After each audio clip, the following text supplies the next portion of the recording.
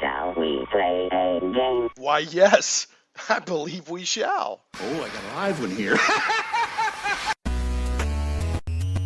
Getting geeky in Little Rock, it's Shane Plays Geek Talk, a journey into the things we love. I'm your host, Shane Stacks. Thanks so much for tuning in. Always appreciate having you. And even though it's Shane Plays Geek Talk, it's not always about games. But again, this week is about games and one of the main pillars of my geekiness, tabletop role-playing games. And I've got a guest, Julian Bernick, who is a RPG designer. So we're here to talk about that. But also, I've been wanting for a long time to do a show about Jack Vance and the Dying Earth, which is just really fun fiction, fantasy fiction anyway, but it also had a large impact and influence on Dungeons & Dragons and thereby role-playing and that sort of thing. And so we're going to talk about that. And then also it just so happens that Julian is on a team with the Goodman Games Dungeon Crawl Classics folks to develop some role-playing materials that's in Kickstarter right now for the Dying Earth. So it's going to be a great show. We got a lot to cover. Julian, thanks again for being here and for being here on short notice. Oh, no problem. Thank you for having me. Yeah, I'm totally glad to have you. It's a pleasure. I wanted to get this show done, if possible, quickly, because the Kickstarter for the Dungeon Crawl Classics Dying Earth ends on Wednesday, July 21st, which is about 9 days from now. So I'm going to try to get this out on July 13th or 14th at the latest to give people at least a week to check that out. And Goodman Games puts out great products. They're designed well and the art's great. And is Errol Otis, is he doing artwork for this? Because I know he does a lot of stuff with Goodman Games. So anyway, we'll save all that. We're talking about the Kickstarter and the game here in a little bit. So, Julian, what is your kind of background in tabletop role-playing game design or game design in general? Kind of give us a quick overview. Yeah, thanks. I have been a gamer since my early youth. Around the age of 10 or 12 or so. I was an only child, so I remember getting my first Redbox set, and I had a lot of confusion about the sandbox thing. I sort of got it, but I thought it was a board game, and I didn't totally get the whole map idea. I also may not have had the map somehow, but I remember I made a big circular track, like a road racing game where characters would just kind of go around the track over and over again and fight monsters. I didn't totally get it. So you did a Car Wars Redbox mashup. Well, yeah, I'll take credit for that, but it wasn't as cool as it sounds, that's for sure. At the age of 10, I did my first hybrid. Yeah, I became kind of obsessed and then started gaming with friends around 12, 13 and that whole thing. So played a lot of AD&D specifically and somewhat exclusively through college era in the 90s, and then really kind of fell out of it a little bit in the mid 90s and up to the mid aughts, and then started going to Gen Con and got caught up in a lot of what they called then the OSR, and of course they call it 20 things now. It's OSR to me. I mean, OSR comes up that it's either literally the old school games or games inspired by them. Old school. I even just say, I'm an old school gamer, right? Or a grognard if you prefer. Right. I always say grognard, but it is a French term. So is grognard, is that the correct? My understanding is that the term comes from the veterans, the actual veterans of the Napoleonic era, and since the Gygax and those guys were war gamers and they loved Napoleonic era war games, they started, if you were an established war gamer, they would call you a grognard because that was a Napoleonic war veteran, right? Well, I'm going to I'm going to correct myself immediately and start saying grognard because I've been saying grognard all this time. So, Well, we're Americans and we say stuff wrong. We're allowed to maul other languages. So, Certainly. Yeah. Certainly. So anyway, so your Gen Con in the mid-aughts kind of got up. Yeah. And I got sucked into the old school stuff and discovered Castles and Crusades and was going through that. You know, like I'm sure plenty of your listeners will know exactly what I'm talking about. We're giving a shout out to Castles and Crusades. Troll Lord Games is located right here in Little Rock, and I know Steve. Oh yeah, I know Steve and the fellas, and great group. So yeah, no, I played a about a 3-year campaign of CNC, and I should say I ran it and had a blast. I still think it's a great game. Enjoy it a lot and would run it or play it. Ironically, even though it's considered old school, and there's some debate that can be done either way, it was ahead of its time with some of its rules. No, in fact, I think 5e drew from it a fair amount. Which, why not? I think it's well designed and has some good stuff. That whole making, ability-based type checks versus, breaking everything down to skills and that fine granularity that, third 3.5 type things did. Talking to Steve, and by Steve, I mean Steve Chenault. That's why I think that's the thing that he's the happiest with, is that people are like, how to do this? And he's like, well, just that's based on strength, so give me a strength check. So, yeah, absolutely. Which at the time was pretty advanced, pretty revolutionary way to approach it.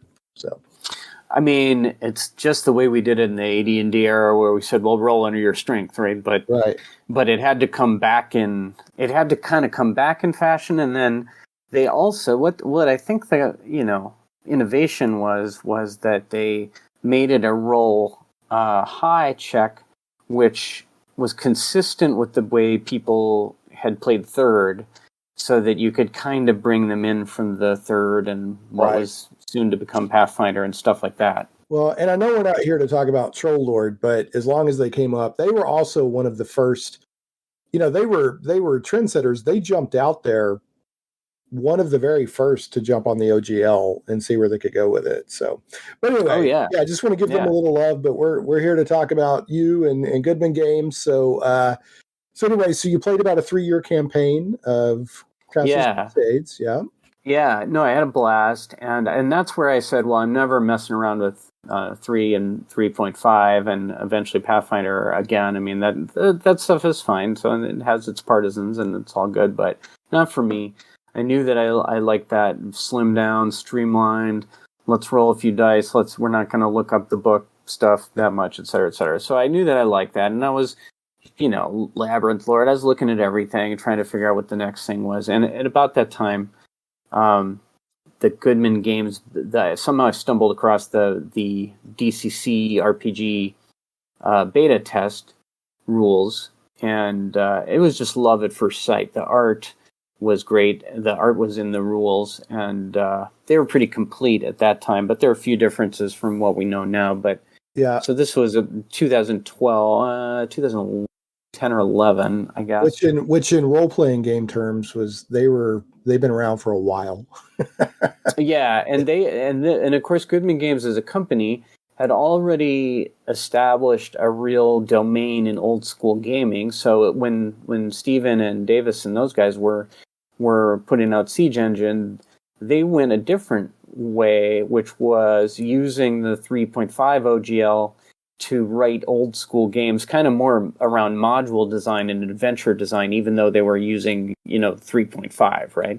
And that worked, and they sold a lot of adventures, and they got Harley Stroh in their writing and Brendan in their writing, and they got some of their core teams established, and they did some great stuff. They got some Errol Otis covers in that era, and they have some neat stuff. In fact, one of them has just been redone for DCC RPG, the Crypt of the Devil Lich, for 7th level DCC characters, which is probably roughly analogous to, I don't know, somewhere between 10th and 15th level, D&D type characters. Yeah, listen, I mean, I know I gave Trollord a shout out, but I mean, Goodman Games has a fantastic reputation in the RPG industry, especially among OSR gamers, old school gamers. nothing but respect. Their stuff's great. Like I said, they're not phoning it in. They're not trying to do a cash grab based on nostalgia. I mean, their stuff, every atom of what they produce has true love for role-playing games and that old school feel in it. So very impressed with everything I see from Goodman Games. So what blew me away, so having played CNC, which I think is a great system, and really brought a little more modern design to kind of an AD&D feel, right? And simplicity, and because I love AD&D first and foremost, kind of as we all have our first love. But DCC, when it came out, was a lot different than the other, as we call them, retro clones at the same time, because they weren't just kind of filing the numbers off and letting you play the old game. They did their own thing. Yeah, they captured the feel, but they did their own rule set. Yeah, so it was quite a different thing in terms of they actually, the design of the game, and I wasn't a designer in the game at this point. I'm still probably a junior designer with them, if anything, but their real design of the game was to say, let's go back and read what they call the Appendix N stuff that inspired Gygax, like Jack Vance and Robert Howard and Lovecraft, and Fritz Leiber and Jack Williamson and all these guys, and then let's rewrite D&D using the OGL as if we were writing the first role-playing game now. Oh, that's it. I didn't know that. So that was kind of their vision, their kind of North Star was how they set out and did it. I didn't know that. Oh yeah, they said, Gygax, Gygax is a pioneer and a mountain and we're all standing on the shoulders of giants when you think of Arneson and Gygax, right? Because it had never been done. So right. How they came up with it is just ridiculous to even ponder. But they said, now that we understand what the heck we're doing 40 years later, 30 years later. Well, no, about 40. Anyway, it was close to 40 years later. Let's just say decades later.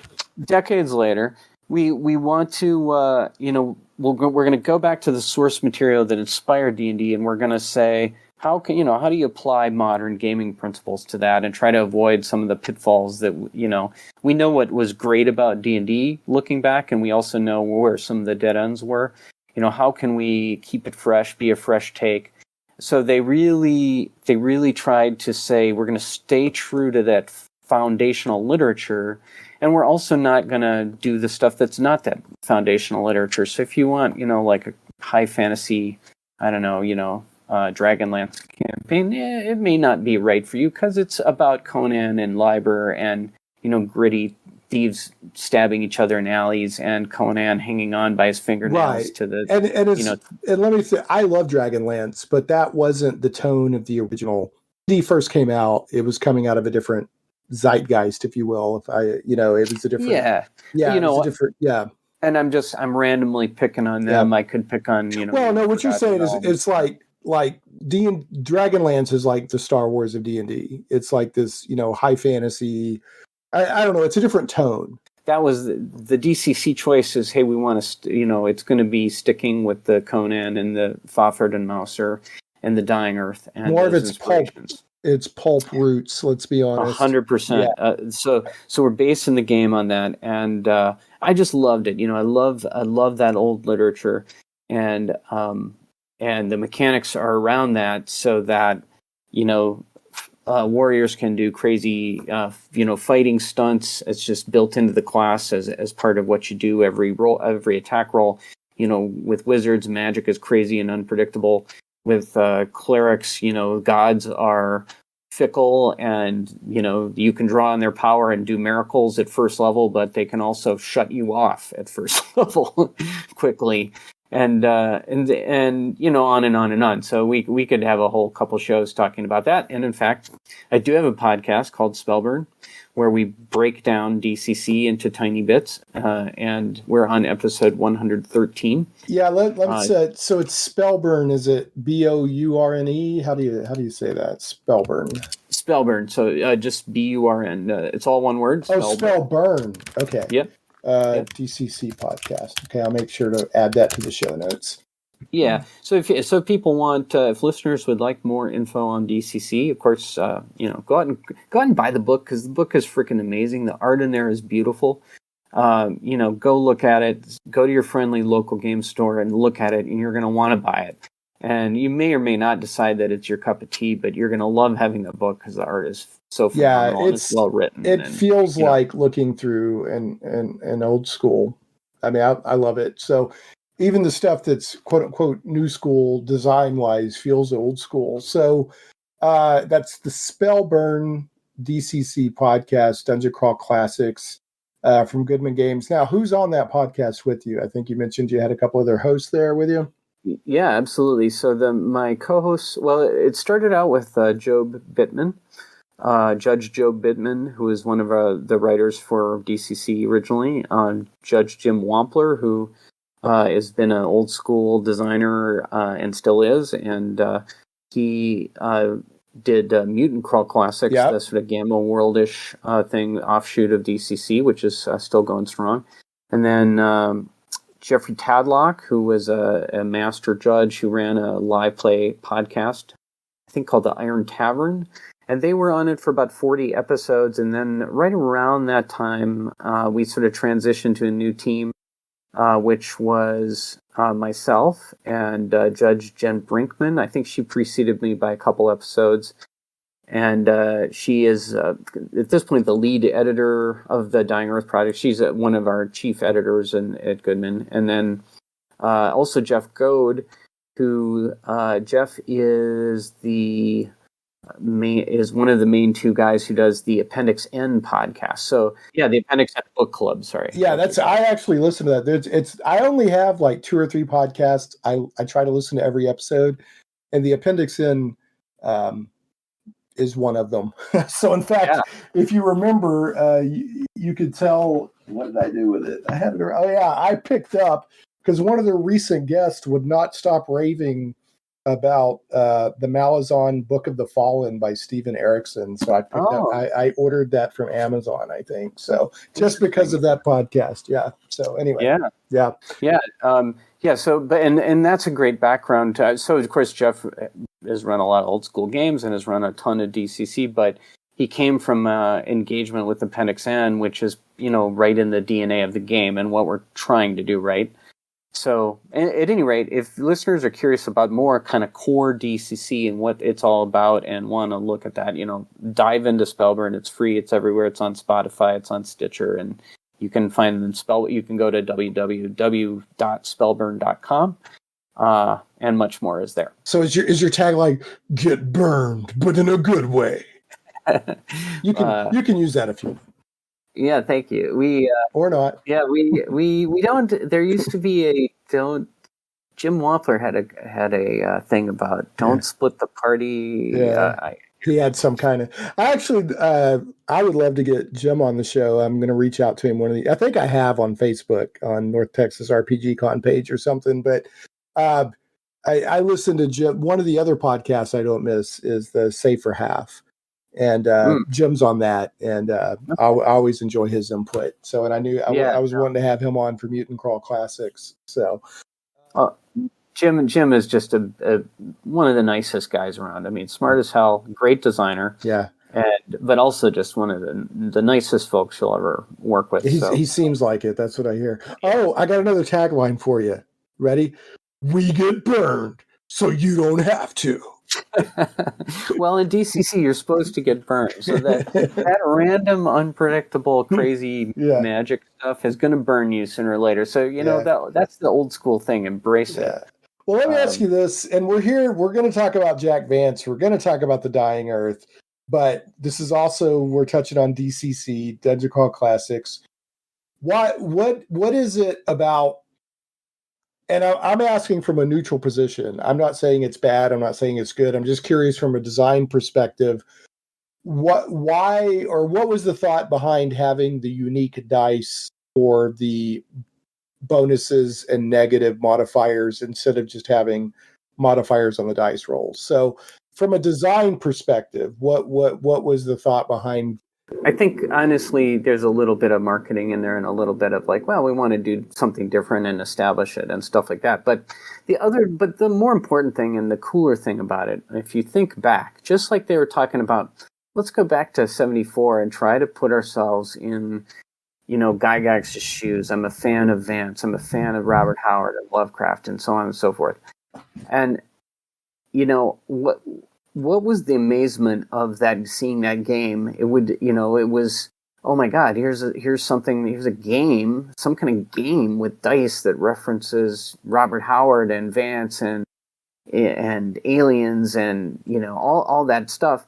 And there are these funky, weird 4-sided dice. I mean, back in the day, in the 70s and 80s, I mean, now you can get D&D dice at Walmart. But back in the day, that was part of the exotic attraction.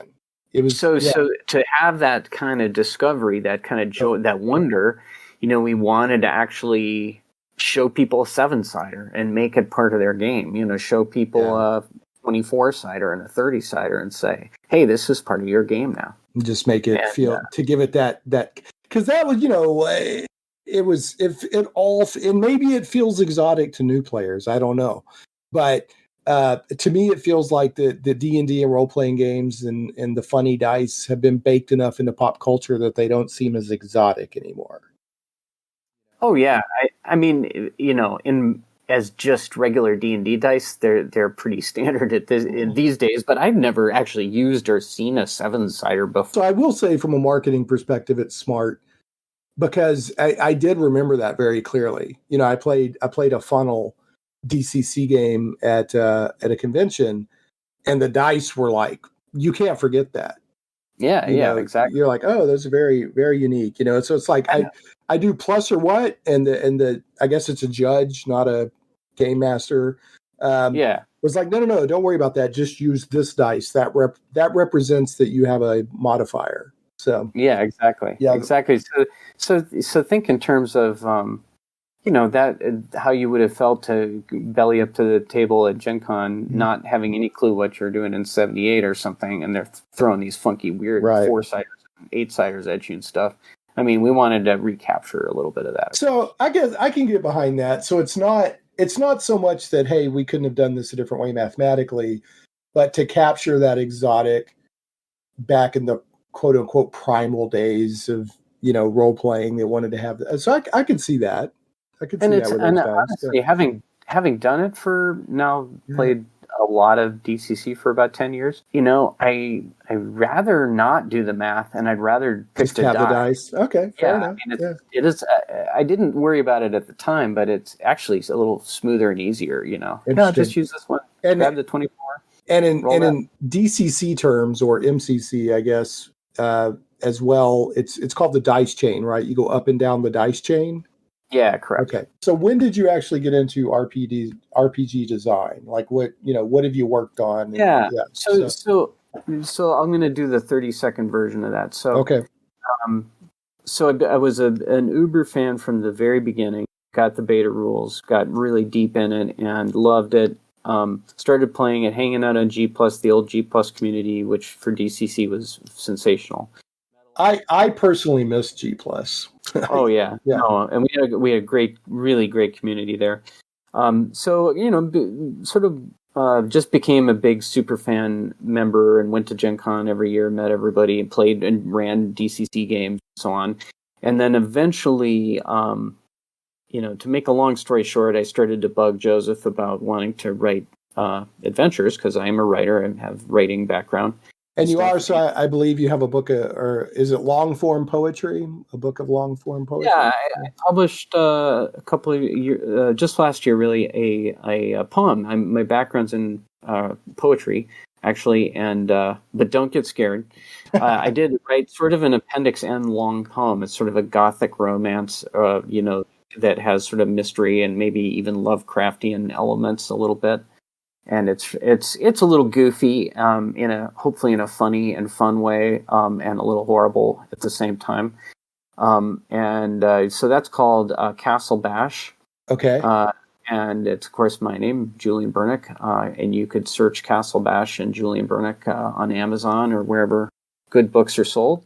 and take a look at it if you're curious. It does rhyme, so you've got that to deal with, Right. but it's only 50 pages long. It goes pretty fast, so check it out if you want something really different, because that's probably the only rhyming long form Gothic Lovecraftian poem you're going to read this year. So there's so many out there, but yeah, exactly. No, I think that I'm glad you actually made it rhyme, because a lot of poets, I think they feel like, well, if it rhymes, it's not real poetry. That's a whole different podcast where I swear about it. But I like poetry that rhymes, and I like poetry that's like does its own thing. But anyway, okay, so Castle Bash. Yeah. Sorry, so I was bugging Mr. Goodman, as aka the Dark Master, as we like to call him, and finally, he did come to me and say, "Well, we got some Mutant Crawl Classic stuff." It was around the time that rolled out, so I had been doing some playtesting of that and loved it, and so that's what happened. I worked with Jim. I got an assignment, and so I did a couple MCC adventures, and then. They were reasonably well received, and maybe most importantly, I turned everything in on time. I do a little bit of small amount of RPG work. I've been dipping my toe in the water, and that and other projects I've been involved with creatively over the years. Somebody who turns stuff in on time is likelier to get continuing work than somebody who's amazing who can never meet a deadline. So, yeah. You got to be reasonably easy to work with, and you got to turn your stuff in. Right. That helps a lot. Yeah. So, you could be. If you're Shakespeare or something, then you can probably do whatever you want. But right. I'm not. But how many of us are Shakespeare? Yeah, definitely not. So. Shakespeare never wrote a long form rhyming poetry with shades of Lovecraft either. So there. No, that's true. He got most of the way, but he didn't get the Lovecraft. You never know. You never know. Somebody may have done it in a Shakespearean. I'm sure somebody has. Yeah. Hamlet versus the Nego or something. I'm sure Hamlet at the Mountains of Madness is out there on somebody's hard drive. Yeah. No, that's probably a moneymaker, actually. It probably is. They've got so they've got all kinds of mashups these days. So you did a couple of MCC adventures, and those went well. And then you ended up. Do you primarily write for DCC now, or do you still write with MCC? Yeah. Okay. After doing the MCC stuff, I did a little bit of a transition to. I did about 4 years in a row. I've done the free RPG Day adventure. So Joseph does a. Well, I've got some of your stuff up there then. If you have stuff from like the last 2 or 3 years, he's done. I've been in 2 of those, the last 2, and then last year he also started having a quote unquote DCC day, which is its own kind of day where he does his own marketing and he gives out a free adventure pack at your local game store. And so I've had an adventure in last year's and this year's as well, and so that's more regular. "Quote unquote" normal DCC, although we try to be wild and never be normal. It has a reputation for being kind of gonzo. Yeah, and sometimes it is. Not all the time. Sometimes you want to color in the lines a little more, and sometimes a little less. So is this Dying Earth project you're on? Is that like the largest project that you've done with Goodman Games, or how does that compare? Yeah. Okay. No, absolutely. It's by far the most work I've done. One of the initial adventures for it, and then some of the writing in the core material. Okay. As well as one of the stretch goals is also a second adventure that I will be doing for it. Nice. You're gonna stretch your writing skills and. Oh yeah. Yeah. Okay. No, it's been a blast so that brings us to suddenly like, well, do you want to work on Dying Earth? And the answer is yes. That's what I've been waiting to do this whole time, where I've wanted to do this. That is my actual dream project. Yes. Yes. So you're not just on the project. I mean, like, this is a big deal for you. Like, you're like, if you could have picked a dream project, it's this. I think so. I can't, we've done a lot of, some Twitch shows and other things, and I've been kind of racking my brain, like, what would I really rather do than a Jack Vance project? Is there anything? Is there any of these authors that I like more? I love Lovecraft, and I like Clark Ashton Smith, who's not actually listed in Appendix N, but he's very much of the gang, whether Gygax let him in the club or not. Well, Vance is a heck of a lot of fun. I mean, I read a lot of different pulp, but Vance is probably the most fun. No, he's got the reason. Of course, I'm really drawn to him. Like Leiber, got a great sense of humor. He's like, even when he's telling something serious, he's sort of twinkling in the eye at the same time. Oh yeah. And it's dry and it's dark. I mean, it's also real dark, and it's also, sometimes it gets a little slapsticky, but it's never silly. Exactly. Right. It's the humor is implied. It's never, the humor is the ridiculous, the absurdity of the situations, not that he's trying to be outright slapstick funny. Well, the funny thing, and if you read Fawford and Mauser, the great Leiber and Lankmer stories. Yeah. The characters are sometimes the butts of the action, right? The story will turn around and the tables get turned and they suffer some reversals of fortune. There are stories where they kind of end up on the worst end of thing, but they still live through it, and they're still friends, and they have each other, and they somehow scrape through it, and it's fun that way. There's a little bit of the heroes down on their luck type thing. Right. They always snatch defeat from the jaws of victory right before they escape with the skin of their teeth. Exactly. Right. But Vance, of course, if you read the Kugel books, the middle two volumes. I love Kugel. Yeah.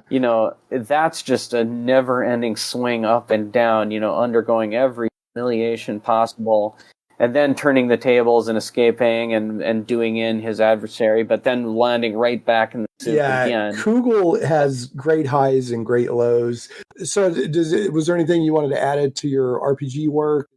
I will just mention, just out of completeness, not to emphasize it much, I did do, one of the things I think, just for those folks who are interested in that kind of stuff, like how could I eventually get in with a bigger publisher and stuff like that, the keys for me were, I also did my own indie project. I did a little thing called Nowhere City, which uses the DCC rules. It's kind of a modern 21st century setting. Okay. It's available on Drive-Thru RPG if anybody wants to take a look. It's called Nowhere City. I've got one low-level adventure out there for it, and Steve Bean's written an adventure for it, my pal Steve. Also published some indie stuff with Steve and with American Survival Guide. So I've done some other indie stuff as well. Okay.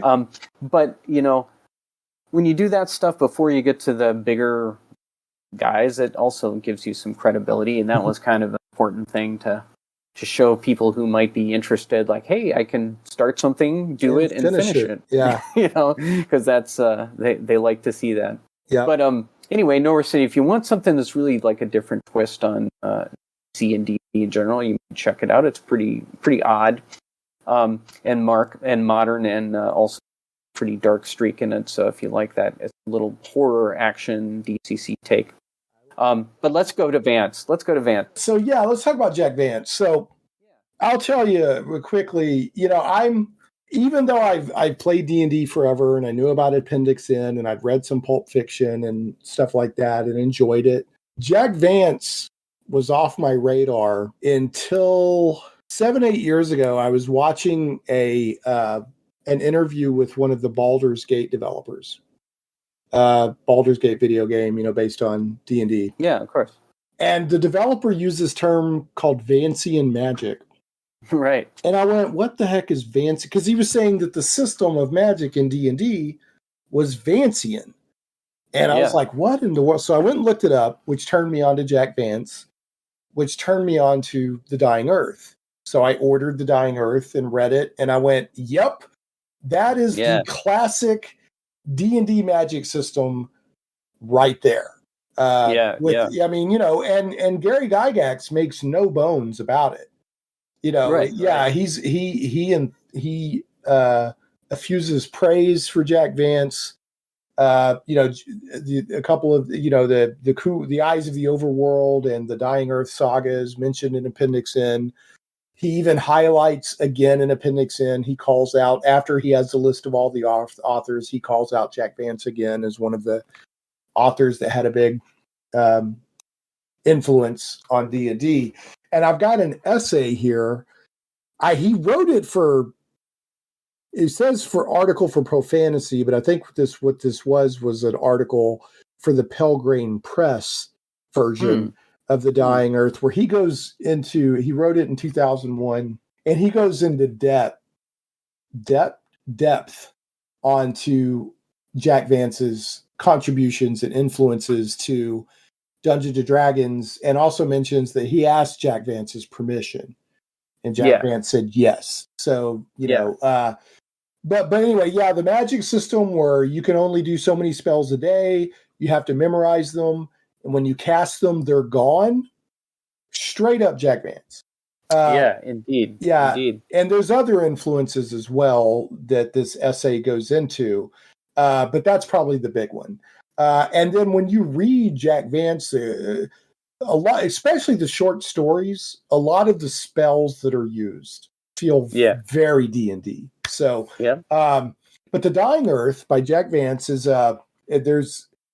there's a couple of sets of short stories, and then you got Kugel the Clever, which is a thief who gets himself into and out of trouble.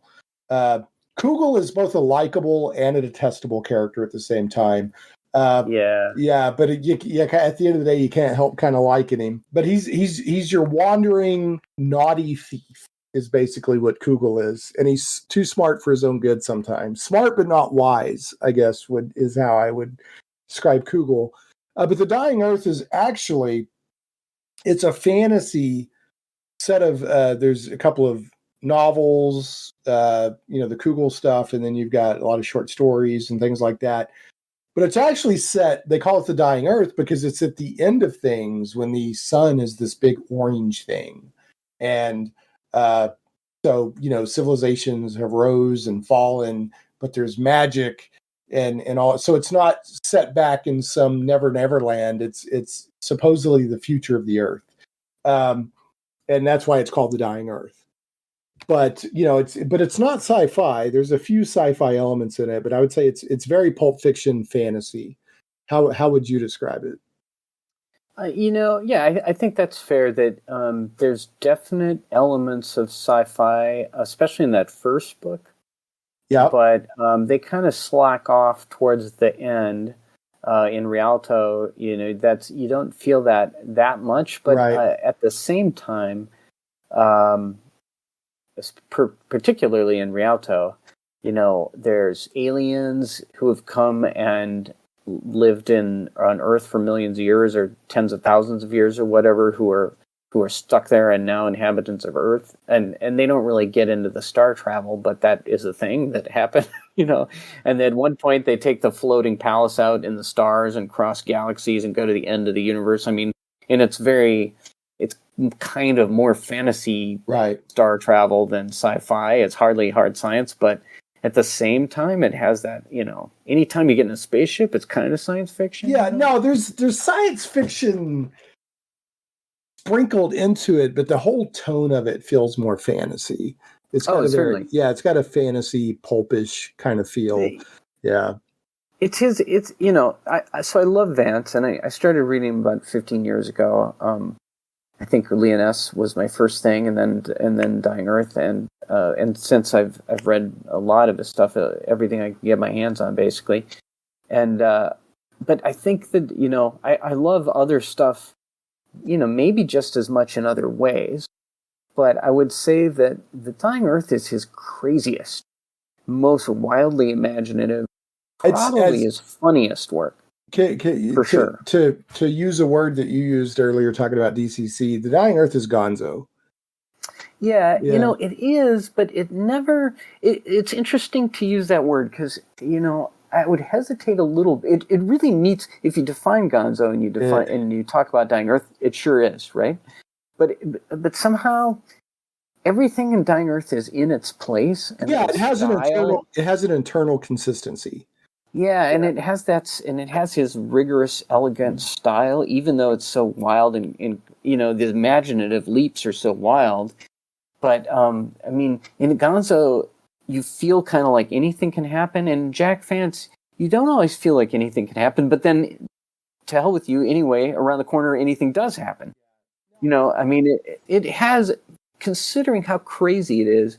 It feels remarkably cogent sometimes, but it's but it is. But then you're like, oh, and then there's these aliens here, down in this valley that have been here 30,000 years, and they came, and Vance doesn't hardly ever go into a lot of detail. He just says, those weird 6-legged creatures, live down in that valley. And go talk to them if you want. He's having a lot of fun with, like I said, he always, even though it's serious and serious stuff happens, he's always got kind of a little twinkle in his eye while he's writing this stuff, especially the Kugel stuff. But it's not about the Dark Lord must be stopped. It's just having adventures, and a lot of the stuff that's going on is people are out to build their own fame and their ego and competing with each other. And they're trying to acquire the magical item just for the magical itemness of it, or trying to do wizards jealous of each other, trying to do away with each other. And then of course you got Kugel, who's just bumbling along having adventures. And he, in Gygax's own words, Kugel was one of the inspirations for the thief class in D&D, along with Zelazny's Shadowjack. Let me see if I can. And I'm sure. Yeah, I'm sure the Mauser too, right? You talk about Fawford and the Grey Mauser. Yeah, certainly. Yeah, I couldn't imagine. I couldn't but imagine that the Grey Mauser was also an influence there. But Kugel, I would say at least half of the writings of the Dying Earth involve Kugel. Yeah, well, that's about right, because two of the 4 books, and they're the number 2 and number 3. Those 2 books are both longer than the first book, which is pretty compact, even though it's like 7 stories, 6 stories, or 7 stories. They're both pretty meaty by Jack Vance standards. Very meaty, yeah. They're actual like novels. And the first book, Miserium the Magician, I think, that's actually a series of short stories. Yeah. And then Rialto the Marvelous, I think, I can't remember, is that short stories or is that a short novel?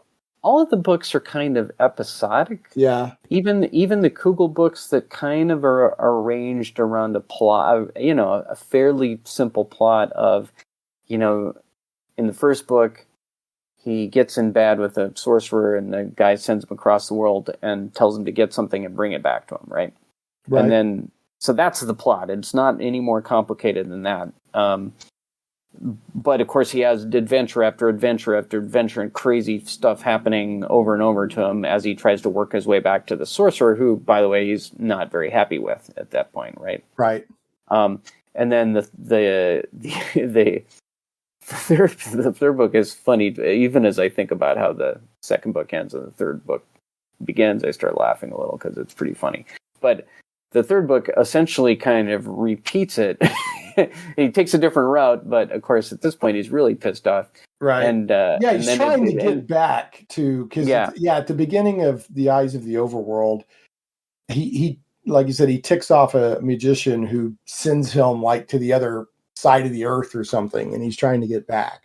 But those stories were published as, a lot of those stories were published as self stories, and you can read them on their own, but they do progress toward that final encounter with Ayakanu, the laughing magician, right?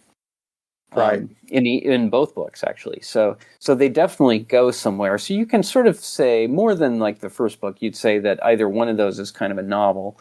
But at the same time, you can also, if you said that it's their collection of short stories that kind of interlock, you wouldn't be wrong either. Well, but the first one, what some people call The Dying Earth, but it's also published as Miserian the Magician, those are unrelated short stories.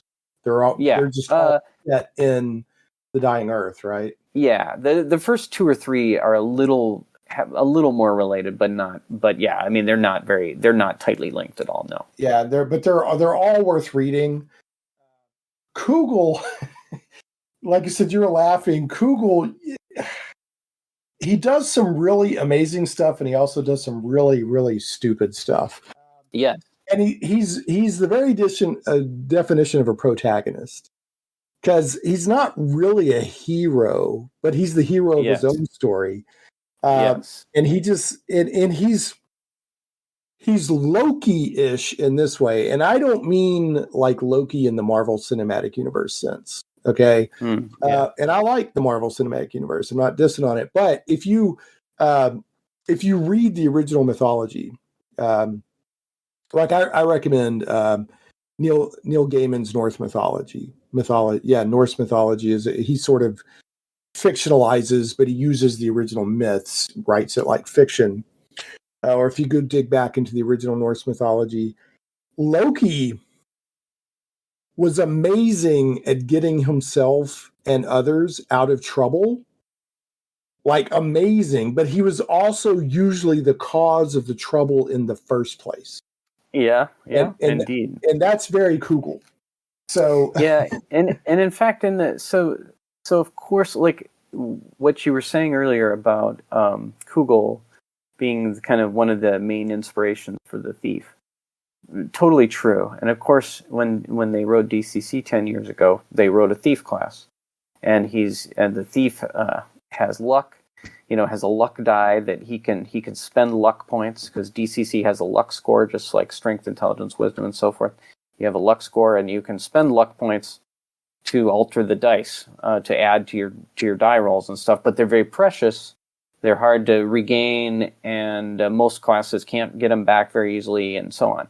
Thieves get them back constantly, and they can spend them. And the higher level you get, the more you can spend. So it's so luck is a big part of being a thief. Very much in the mold of the Mauser and Kugel, and maybe even Conan, who did a lot of thieving. Even though he was a big burly fellow, obviously. But we really wanted to take it further with that class in Dying Earth. So there's even kind of more crazy luck mechanics in what we call the Wayfarer in Dying Earth, because we wanted to actually get at those vicissitudes of fate swinging back and forth. Kugel will be riding on top of the world one second, and then sometimes, again, just like you said, of his own making, everything gets flipped. The people he fled in the last village suddenly catch up to him, and right, and they run him out of his good gig in the current place. That happens to him a lot. It's always flipping. So we wanted to make a guy who didn't just survive by his dexterity and his luck per se, but actually try to capture in the game some of the way the luck swings back and forth. So, without going into a lot of gory detail, the more you spend luck and the people around you spend luck, the easier it gets for you to get lucky. But the more you get lucky, the harder it gets for you. Then it becomes harder for you to get lucky. So the luck mechanic actually tries to keep things Kugelish, where you're gonna have some real strokes of fortune, and then you're gonna turn around and you're gonna have some real setbacks.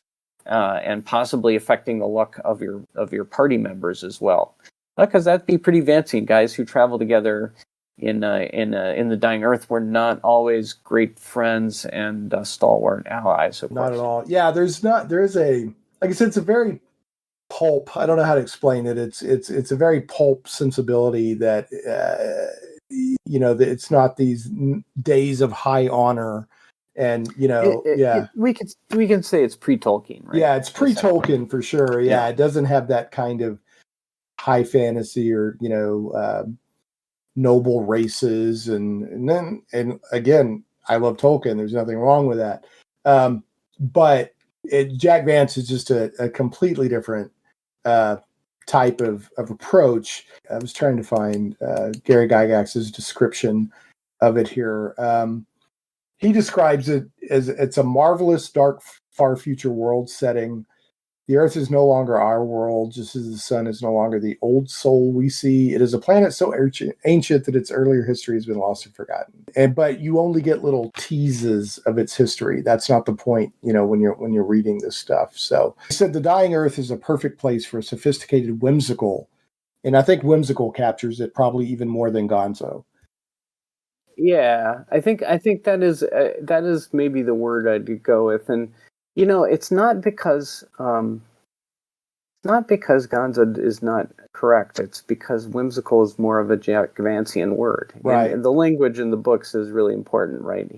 He uses a crazy vocabulary, and and his characters speak, and you're like, wow, this guy's like a wandering vagabond, but he speaks very highfalutin, right? And he's selling tchotchkes in a village market, just basically kind of a part-time thief, part-time traveling salesman, and the guy at the next stall is like, "Oh, but come into my abode so that we may discuss the vagaries of fortune," and and it goes on, and everybody kind of speaks like that in the Dying Earth. Right. And it's very stylized, obviously. So that's part of the fun of it. And I think that's kind of what was holding me off Gonzo. Like, I think whimsical more fits the Vancian tone better. Right. I'd agree with that. Some other stuff, and this is from that essay that I referenced earlier, but he says that he said the trick to survival for individuals on the dying Earth, and this goes back to what we were talking about, the people together are not necessarily stalwart boon companions. You must be cunning. You have to be cunning to survive in the dying Earth. The brash and the foolhardy are naturally selected out early in the process of living in such an environment. So, and I would say that, everybody that manages not to get completely done over in the dying Earth has an element of cunning.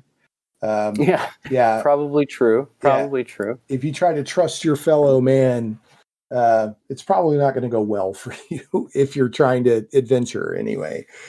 So I will say, so this is a really important point that you're bringing up, because we wanted to, now, in DCC, of course, one of the first things you'll see in the book, it says you're no hero, you're a reaver and a cut person, because it's going back to that pulpy tradition, right? And very much in vein with Vance.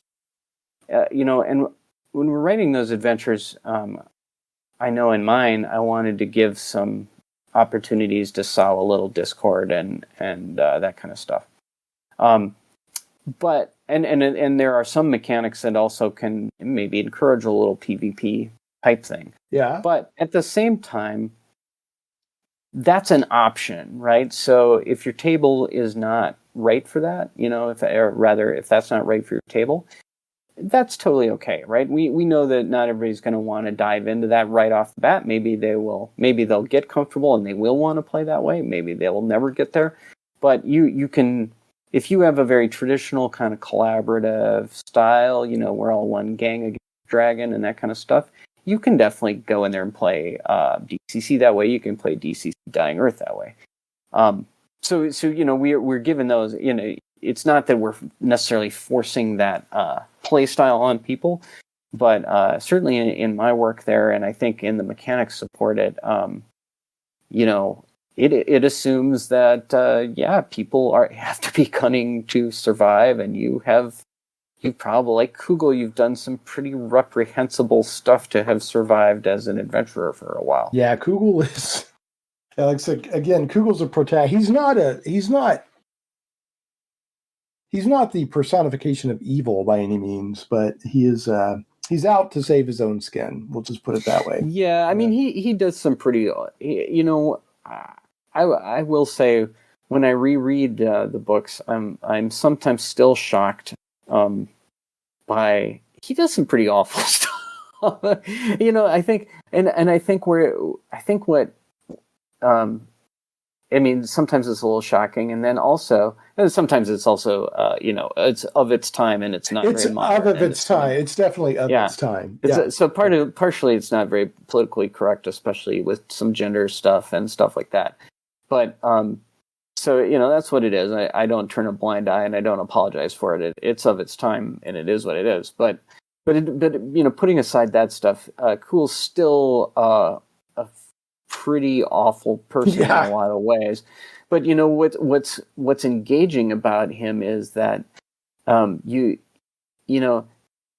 he's the guy who's looking in the cave with all the orc babies and going, let's just set it all on fire and leave. He's kind of like he's taken that sort of really utilitarian. Yeah, no, he's going to take the expedient route that puts him in the least danger, but gets him the most reward. It is kind of as though you draw back from that, and you wouldn't want to be his neighbor or his coworker by any means, right? But you draw back from that, but at the same time, you also, it's a little refreshing because you're like, if people are really in this situation, not many people are paladins. Right. And probably more people would act at least a little bit like Cool. So, it's to see kind of a little more of, how, people exhibiting very common human foibles is interesting and engaging. He's really, what he is he's selfish and lazy. Even though he's adventuring, he's selfish above all other things. That's probably his biggest trait, and he's lazy.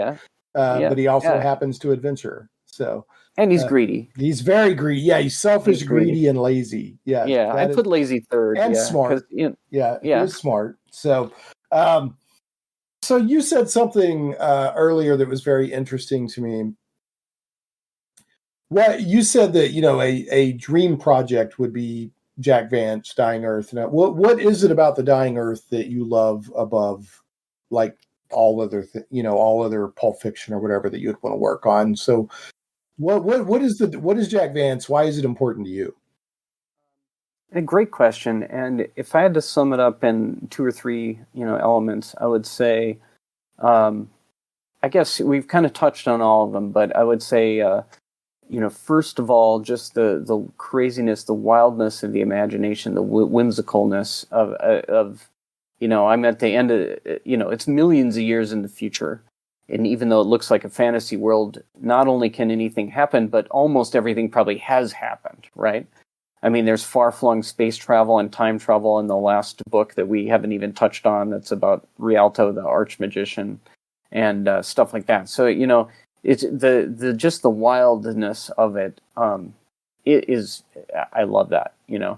Number 2, the humor. The fact that he draws these characters with all their foibles in the ways that we talked about Kugel and also Rialto, very much more refined and powerful and secure, but also a very selfish character and very obsessed with his own prestige and status and willing to do some pretty ugly stuff. The characterization of those guys is refreshing to me. And then the humor that he is very content to make them the butt of the joke, because after all, they're not really heroes anyway. Right. So that when they undergo humiliations and bad fate, one doesn't really feel too sorry for them, because after all, they mostly brought it on, and they've been happy to visit it on others when they serve them. And then third, but obviously that's pretty unique. You don't see, even in Liber, which has some really nice humor and great, willing to poke some fun at its main characters. Even in Pulp Fiction, you don't see too much of that stuff. Right. And then third is just, I think he's. I don't know. I mean, I guess I just have to say I think he's by far the finest writer in Appendix N. And I love Clark Ashton Smith. Again, he's not officially in the club, but I love Smith and I love Liber. Maybe Liber might be second in best moments. But and Howard, I mean, they're all guys are terrific writers. Right. It's when you say that, you're not dissing the others. I mean, they're all right, exactly right. But I just put Vance. Not only is Vance just terrific, but I think he's got a style that is really sets him above and is really unique. It's his own voice. It's so that when you're reading a Dying Earth or something, immediately where you are and what you're doing and who's, oh, I'm reading Jack Vance, Right. and I could, even in some of his sci-fi novels and stuff, if you read some of the dialogue, you're like, oh, it's Jack Vance, so I find his writing to be, just sucks me in, and I just enjoy it. It can be extremely powerful and yet really understated in the way that's does dialogue. That's a good way to put it. It's like really powerful but understated at the same time sometimes. Yeah, purposefully so. Yeah. Yeah. So I think those three things are that's where he's, to me, really unique and different from, I'd say, everybody has come since as well. I there are some guys who have tried to follow in his shoes. I wouldn't, say rip him off per se, but love him and try to emulate him as a tribute and as do their own thing with what the master has done before, type thing. Right. And as homage and with love, and there have been a couple of things written in the Dying Earth that have been authorized by the estate, by Michael Shea and so on. And I haven't actually read those. I've read some of Shea's other work, Niftaline, which has that flavor too. Mm-hmm. And it's all good stuff. But I mean, nobody. Shea would be the first person to tell you nobody comes close to the master. No, he's wonderful. As soon as I started reading, Word of the Dying Earth, which was a compendium of all of the Dying Earth stuff, and as soon as I started reading those short stories, I was like, well, it's not only is it fun, but it gave me an extra zing, seeing how obviously it influenced Dungeons and Dragons. So yeah, and speaking of that, so and again, this is Gary Gygax's own words from this Jack Vance in the D&D game article from 2001. He said, "Need I say that I am not merely a Jack Vance fan, but that he is, in my opinion, the very best of all the authors of imaginative fiction." And Gygax read a lot. So that's, that's a big praise, and he even went, he listed under Appendix N, the famous Appendix N from the Dungeon Master's Guide of AD&D back in 79. He mentions a lot of authors, including Tolkien, but then he calls out, says the most immediate influences upon AD&D were probably DeCamp and Pratt, Robert E. Howard, he said REH, Fritz Leiber, Jack Vance, Lovecraft, and Merritt. Yes. He doesn't call it. A lot of people assume that the main influence on D&D was Tolkien. Yeah, but right. It's actually not. He calls out Jack Vance over Tolkien, and then in this other essay, he says that he's the very best of the authors of imaginative fiction. So, and I want to talk about the Dungeon Crawl Classics Dying Earth a little bit and that Kickstarter. But before I do, I want to read a little bit more of what Gygax wrote about Vance. He said, just what portions of these works, he's talking about, the AD&D game, stemmed from inspiration related to the writing of Jack Vance. He said several elements, the unquestioned foremost being the magic system. To my way of thinking, the concept of a spell itself being magical, that its written form carried energy, seemed a perfect way to balance the mage against other types of characters in the game. The memorization of the spell required time and concentration so as to impart not merely the written content, but also its magical energies. When subsequently cast, by speaking or some other means, the words or gestures or whatever triggered the magical force of the spell, leaving a blank place in the brain where the previously memorized spell had been held. Because I explained this often, attributing its inspiration to Jack Vance, the D&D magic system when memorized, then forgotten spells was dubbed by gamers the Vancian magic system. He goes on to say, of the other portions of the D&D game stemming from the writing of Jack Vance, the next most important one is the thief class character. Using a blend of Kugel the Clever and Roger Zelazny's Shadow Jack for a benchmark. And again, I can't but assume that the Grey Mauser was an influence as well, as you pointed out, Julian. This archetype character class became what it was in original AD&D. Also, some of the spells and magic items found in the game were inspired from one or another of Jack Vance's works. Notable here are the Imprisonment and Avard's Black Tentacle spells, talking about magical items, the Robe of Eyes, and who can forget the Ioun Stones, the magical items. That all came from Vance. So, and then just the tone, the inspiration to Gygax for what he wanted, his love for fantasy and doing the D&D game, Vance was a big part of. So, Vance, that's one of the reasons why I want to do the show, because I'm a bit of an armchair RPG historian. And so it's very important to me. Not only do I love reading his works, but his contributing to role-playing games is very important to me. So let's talk a little bit about there's a Kickstarter right now through July 21st for The Dying Earth. It's Dungeon Crawl Classics Dying Earth, a DCC RPG boxed set. It's not just a book, it's a box set, officially licensed by the estate of Jack Vance. And it's based on The Dying Earth. So tell us about this project you're doing this Kickstarter for.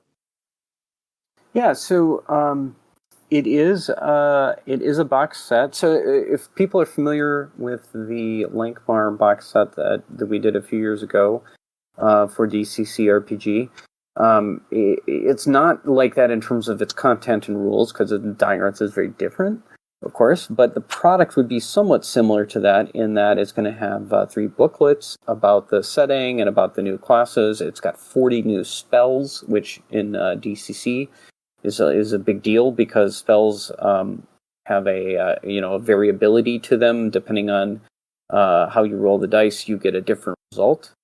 So there's 40 new spells. There's some new patrons. It's totally compatible with DCC RPG, so you can play a standard DCC warrior, or wizard, or thief, or even cleric. It has some recommended, rules tweaks for those in the setting. Not that you even have to make any tweaks, but they're there if you want to take a recommendation. But it also has 4 new classes of Dying Earth. Okay, I have to ask, is one of the new classes a Worminger? No. Yeah, people. No, but yes, because the Worminger, who is one of the guys who, in Kugel stories, has to tend to the sailing worms that are strapped to the sailing vessels, right? Right. So in DCC, you do have background. For those who might not be familiar, when you're a 0 level character and you start play as a 0 level, you actually have a background like turnip farmer or gong farmer or what have you. And but we have, of course, developed Dying Earth backgrounds, and Worminger is one of those. All right. So you can be a 0 level Worminger, and Well, you already had street credit with me, but now you've got huge street cred, because there you go. The Worminger is in. There you go. You may be a humble Worminger who ended up as a 10th level magician eventually. So it could be kind of cool. But yeah, that it's really about the 4 new classes, the spells, the patrons. There's advice on how to play. There's if you remember the Rialto books, there are Sandestins, these servants who come and go and do your will and travel you time and do errands for magicians, almost like maybe Ariel in the Tempest. I'm sure that's partially what Vance was thinking of, and there's rules for summoning them and binding them and all that stuff as well. So it's really the DCC mechanics, bent toward that full on Vancian setting and so that you can play that magician. You can play, we call the Kugel class, we call it the Wayfarer, also coming from Liane the Wayfarer in the first book. Right. Because he's kind of a Kugel guy, although he meets a very abrupt and short end. Is he the one that tries to hide in that other dimension and sees what that thing really looks like? Okay. Yeah. Yep. Yeah. Okay. Yeah. All right. Anyway, so is it fair to say that this project is the DCC game but reskinned with The Dying Earth? I mean, can you play? Do you need anything else other than the box set? Does it have everything in it you need, or do you need it in addition to the DCC role? You do. It does require the DCC core book rules. Okay. All right. So yeah. Yeah, good question. Yeah. And there's no ambiguity about that. So it's a setting to go along with that. It's not It's not a standalone. Okay. Absolutely. And one thing that's great about it is some people are gonna, are Vance aficionados, and they're gonna go whole hog. They're gonna bring their guys, and they're gonna run a 5-year Vance campaign, and they're gonna love it, right? And they're gonna do Dying Earth. Love it. And I'm sure many tables will do that. That's our sincere hope, of course. But there are other people who want 40 new spells really bad, right? And new patrons and all the stuff of DCC, or they might like to bring their characters to Dying Earth for 3 adventures. That would be really cool to go from a standard campaign and do a vacation in the Dying Earth. That would be so much fun. Yeah. I'm not sure if it would be a vacation. Yeah, well, you know what I mean. I know what you're saying. Yeah. No, exactly. And in a GM terms, yes, exactly. Yeah. But you could certainly use those adventures in a standard DCC game. They'll be compatible, and so you can take 100% and run a whole campaign after campaign in Dying Earth. But you could also, take whatever you want as a toolbox, or of course you could bring your DCC or even MCC characters into Dying Earth, into those adventures, into the setting. Use the backgrounds, use the spells, etc. Okay, so and artifacts. There's lots and lots of artifacts, and of course, I haven't even touched on it, but the classic Vance monsters, the keeks, the daedans, the grues, the herbs. Ooh, grue. So to give people an idea of how much interest there is in this, the goal was $20,000. It's got 9 days to go. Hopefully, by the time I get this podcast out, there'll still be 8 days to go, but there should be at least a week. It's raised $232,000.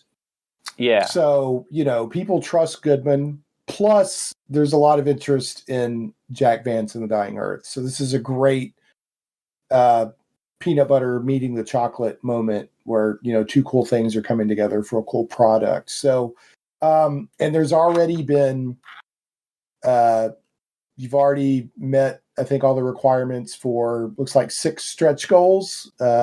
Yeah. And so here's where we had touched really early, and I can share some great news with you. Sure. Which is, I think either before we started the official podcast or at the early stages, you were talking about Errol Otis. Yes. And Errol is a huge Dying Earth fan. He even talks in some of the independent stuff he did in 79 and 80. I've got a couple old bootleg copies of zine stuff he did, which is actually really fun for D&D. And but he dedicates one of them to Jack Vance, and no other Appendix N author. I mean, just look at his artwork. He's clearly a Jack Vance fan. But he has done several of the covers for our adventures, as well as for the booklets that are going to be in the box. Booklets makes them kind of sound small, but they're modules. They're adventure modules. Yeah. Well, no, not just those, but also the setting books in the box that have the spells and the monsters and all that good stuff, right?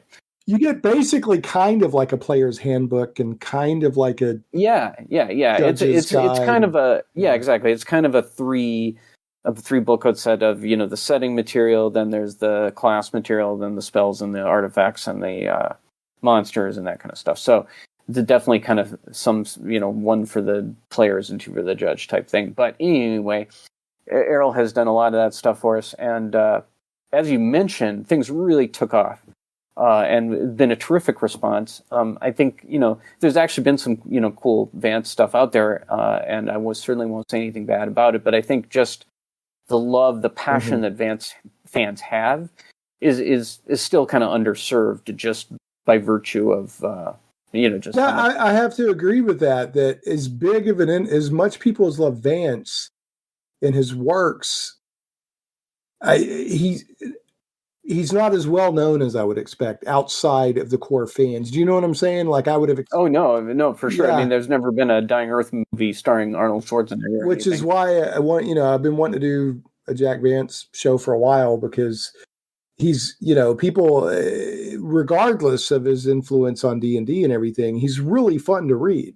So it's a smaller crowd, but it's a very passionate crowd.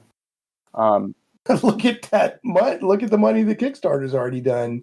Certainly. So this, which brings us to as we're kicking around, like, oh my God, this blew past all the stretch goals we had, and what the heck are we going to do here and stuff. Right. One thing that just kind of fulminated out of the brainstorming was, well, Errol is as dying earth as it gets. He's done terrific art for us. Why not ask Errol if he would write an adventure for us? Oh, neat. So if it's our what's currently quote unquote last stretch goal. I don't know if it'll be the last stretch goal, but today we're at, like, I don't know, 232 or something, and it's at 250. We would get all get, because I'm a fanboy too. Yeah, right? That would be neat. So at 250, we would get an Errol Otis Dying Earth adventure. That would be very cool. So So you say it like as if you guys, I guess your team has been surprised it did this well. I think we thought it was going to do well. I think we had every reason to expect. And I've done playtests, and people, I could tell that the passion was there, because I've run a lot of playtests. Right. They were really full. There were big waiting lists, and people really wanted to see it, and the passion was there. But you don't know, you don't know that, it runs deep, but you don't know how broad it is, right? But I think what we've seen is, between that really hardcore, Vance fans on the one hand, and then people who understand that Dying Earth is part of Appendix N and part of D&D's legacy. They may not be hardcore Vance fans, but they want to learn more. They want to know about it. They're curious, and so they're Dying Earth curious, if you will. And then and thirdly, there's people who just love DCC, and Goodman does great Kickstarters. I mean, he just puts out good products. If probably a lot of people, if they loved the Linkmar stuff and said, I want the next one. And as they should. So I think, the timing may have been fortuitous, with people, really looking forward to get out of COVID and back into some gaming and having a little money to spend. And, nobody really knew what the industry was going to be like as things are kind of winding down. Hopefully. Sort of, we hope. Yeah, let's hope. Yeah, definitely. So so there's a little bit of that too, and it was a big deal to launch this, so soon after that, but feeling like the storm clouds are breaking and stuff a little bit. Yeah. So I don't want to say we're surprised it did well, because certainly we expected good things. I figured it would do well, but when I saw it, when I went, I was like, oh, there's a Kickstarter. Let me go check this out. I figured it would do well, just off the, because it's Goodman Games plus it's Jack Vance. But when I saw how well it was doing, I was like, wow, that's really impressive. So we're super grateful and very, very excited that there's this level of passion, and also the writers involved are looking at these stretch goals going, we had a lot of work to do. Yeah, wow. Yeah, because there's a lot done. Yeah, but there's suddenly a lot also to keep doing. So which is fun, actually. I mean, I'm really looking forward to it. Was there anything else that you wanted that we didn't cover? I know the next day you'll be like, oh, I should have mentioned. That always happens. But no, I mean, you can go into the Kickstarter course, take a look. There's an art folio in there. There's going to be a GM screen in there. There's a lot of cool goals. We're going to stat out some magicians, mances. We're going to. That was a question I just want to ask, and we can just leave this yes or no. Sure. Are there stats for Dying Earth characters? Like, will you get Miserium, or will you get Kugel, or will you get Rialto? Is there that kind of? Yes. Okay. They not yet, but yes. NPC statistics was the $100,000 stretch goal. Was it? And it's in there. Okay. Yeah. It's in the rear view, and Okay. Yeah, but and that's not like this guy and that guy down at that level of detail yet. But we've started talking about, who is that going to be exactly? And okay, I would think the obvious folks, but yet TBD still at this time. All right. But that's definitely one of the stretch goals. Well, I want stats on those worms, baby. Well, that's an interesting one. I don't know if they're in the the monster section. Just for people who've read the books, you mentioned it, you touched on it, but there's a type of ship that it's propelled by these worms that are tied onto the ship, and you have to keep the worm healthy. So you're like cleaning out its gills and stuff like that. So now, will we get stats for stuff like, because one of the wonderful things about Jack Vance in the Dying Earth is the magic items. So it sounds like you're definitely statting up these spells that he talks about. Are we going to get stats for like the magic items, like the Eyes of the Overworld and stuff like that? You're gonna have the Iron Stones. Okay, very cool. I have to say the Eyes of the Overworld are some of my favorite magic items from any work of fiction ever. Oh yeah, I would love to have those. And I'm not even going to say, I'll tease people. Go read the book and find out what those are. Such a great magic item. But so Iron Stones would be fun, and all the other cool stuff. Yeah, absolutely. No, I mean, we obviously targeted we want to bring some fresh stuff to it.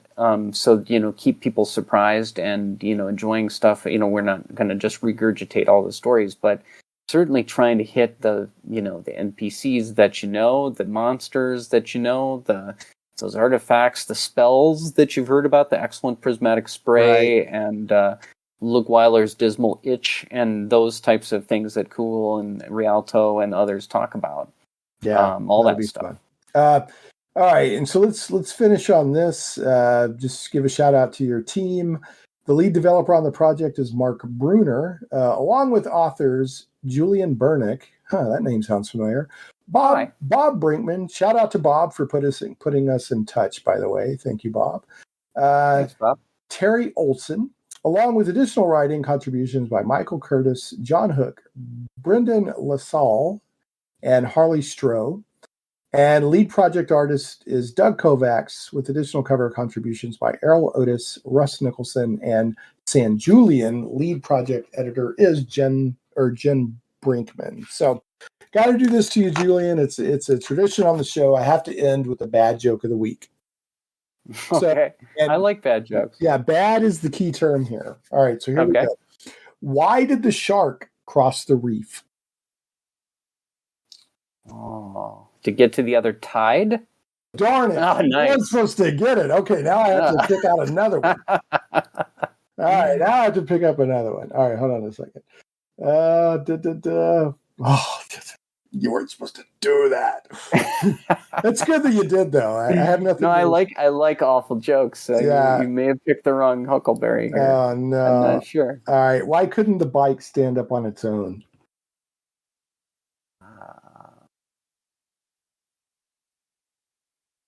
Okay. Okay, you got me. Because it was too tired. Oh. I'm not satisfied till I get that reaction. I think that's a better joke all around. Too. That's actually a little more clever. So yeah, Kugel would like it. Yeah, Kugel. Yeah, well, I don't know. He'd stab you for it either way, good or bad. Yeah. Well, I've appreciated having you. I'd love to keep going, but in order to hopefully edit this and get it out fairly soon, I'm going to go ahead and draw us to a close. So I can get started editing on this. But I've very much appreciated your time. Very excited about this. Glad for the opportunity to talk about Jack Vance and the Dying Earth, and I learned more about DCC. So that was exciting too. So, hey, thanks for having me. I hope people. I know the folks who know it and love it don't need any encouragement, but I hope the folks who are kind of intrigued and have heard about it for years and always wanted, take it from me, give Dying Earth get in there and do it, because you're probably going to love it. I have no regrets spending a little money and time to read the Dying Earth. Absolutely. It's so good, so much fun. Okay, that's it this time around, folks. Thanks so much to my guest, Julian Bernick, for coming on this episode. Thanks to you all for listening, and we will catch you next time on Shane Plays Geek Talk.